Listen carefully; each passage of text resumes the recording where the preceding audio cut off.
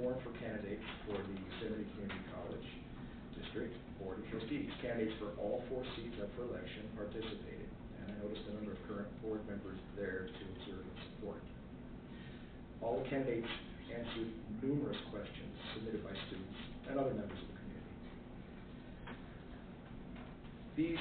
There have been a series of other events. I'll just mention my favorite moment in the whole effort is when a student approached me at the conclusion of one evening's event and looked at me with such an intent expression that for a moment I thought something was wrong. Then he said to me, "I want to vote, what do I do?" And so I said, "Let's get you started." I was talking to colleagues at Columbia College, and from these discussions I want to make note of a few highlights. Columbia College, since we last met, celebrated its 50-year anniversary. Congratulations.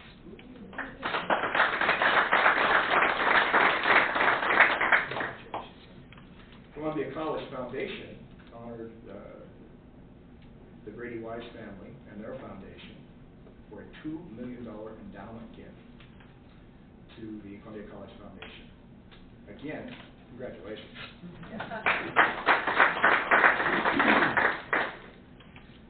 A little more topical concerning the previous speakers, many of the previous speakers.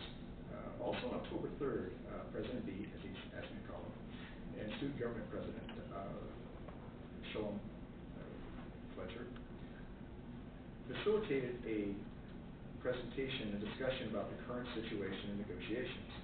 Reports from the event described it as constructive, fair, and helpful.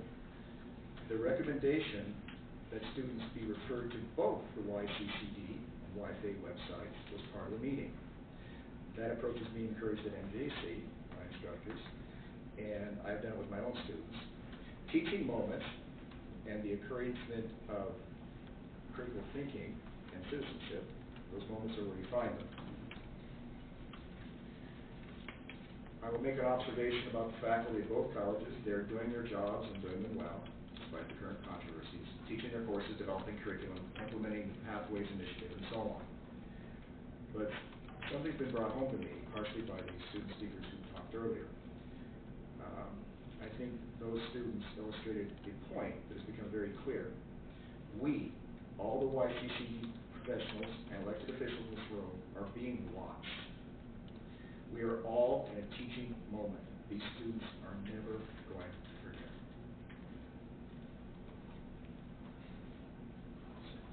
Thank you, Alan. Any questions for Alan? Okay, thank you, Alan. Move on now to academic senate reports. Looks like Curtis is going first.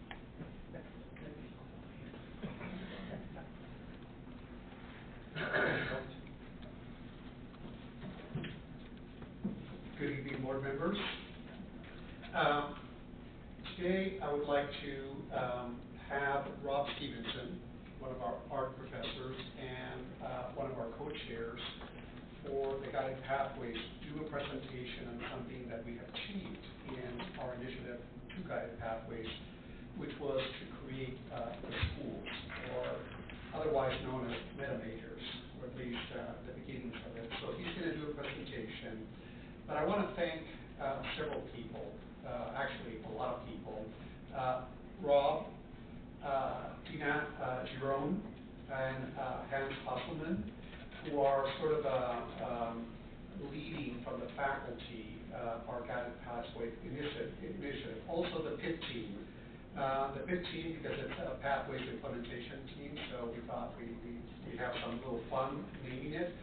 And especially Vice President of Instruction, Jennifer Hamilton, who's been instrumental in giving us all the help to be able to implement what we've done in the last 10 months now. So I'll leave it up to Rob.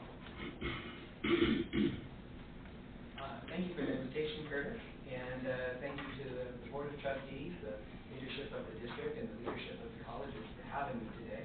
I really appreciate this chance to highlight some of the work that SO Junior College has been doing on Guided Pathways. And I have to say that this is the strongest collaboration between students, classified professionals, faculty, and administrators that I've ever been part of in my 17 years with the district. What you're holding is a roadmap for students who don't know what major to declare, but can get them started on a pattern of classes in their area of general interest. This is the meta major that Curtis was referring to, which we went through a process to find a name for, and we call them schools up. These schools provide them with a flexible first 15 and second 15 units that provide options that they can use to help them find a major, hopefully quickly, and get into that major. But also, if they go through the 30 units, will help them with classes that they can use once they do declare a major within that program. It's also part-time friendly, and we need that because 87% of MJC students are part-time students.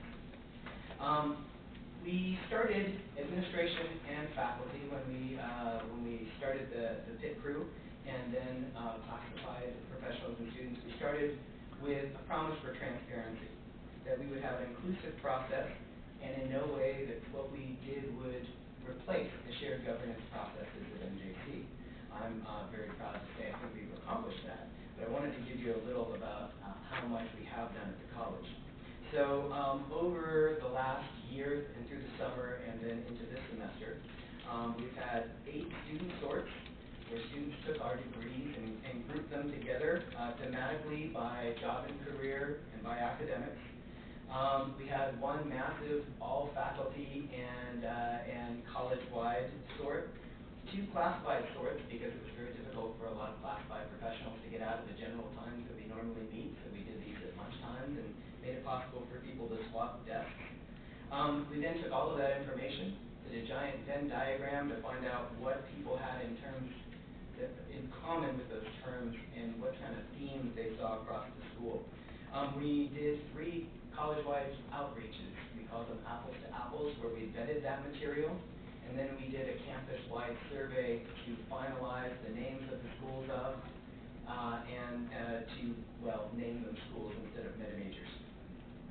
We then took a little time just before the summer to do a May retreat of 2 days, where we took 41 faculty and put them into discipline writing groups with a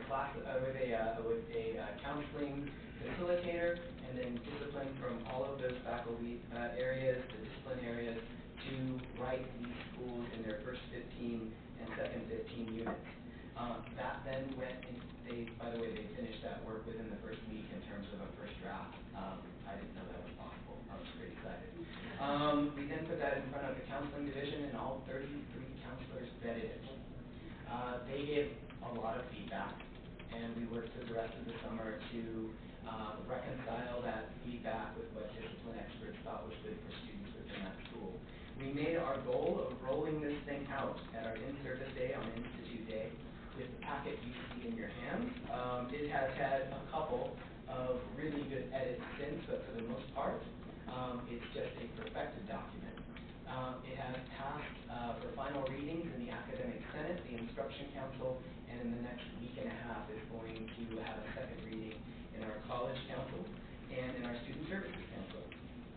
And I just got to say, I'm really quite excited about this work and doing a lot of state-level activity. I'm finding that Modesto Junior College is with or ahead of most of the colleges in the state. And it was quite an honor. Tina Jerome and I had at the last California Guided Pathways Institute to present on the forms that we use to get faculty to write these various schools, and the choices in language and how those choices were more beneficial for part-time students. So we hope to continue our collaboration campus-wide.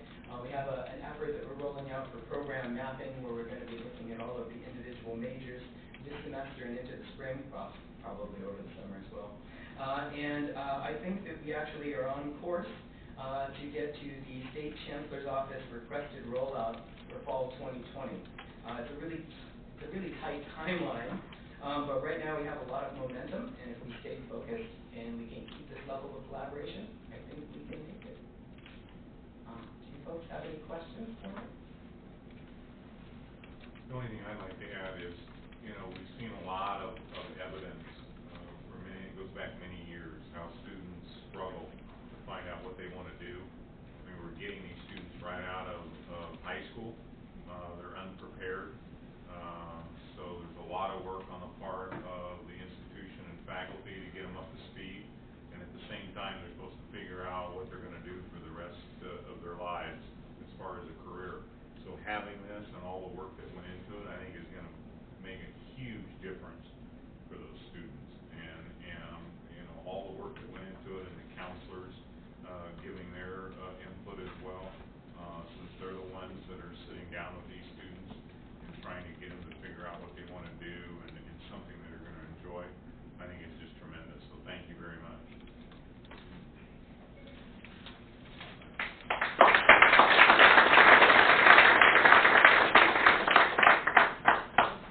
LTAC. Yeah. No? Oh, sorry, other academic center groups. Don't forget Columbia. Sorry. My bad. Thanks, Curtis. Hate to break to everyone, but I've got a lot to say. All right. Columbia College is proud to report that in the process of refining its strategic staffing plan, the ad hoc faculty hiring prioritization rubric committee has created a rubric that is essential towards satisfying the mission of the college as it works towards prioritizing faculty hiring. This faculty hiring prioritization rubric will be presented to the Columbia College Academic Senate this Friday, October 12th. I'd like to thank the leadership of Brian Green, Sean Osborne, Kathy Kenna, Marcus Wisnan, and Melissa Colon for their leadership in getting this accomplished. Thank you very much. The college will also be sending 4 representatives from our campus to the Guided Pathways Institute from November 28th to the 29th in San Diego. The charge of this team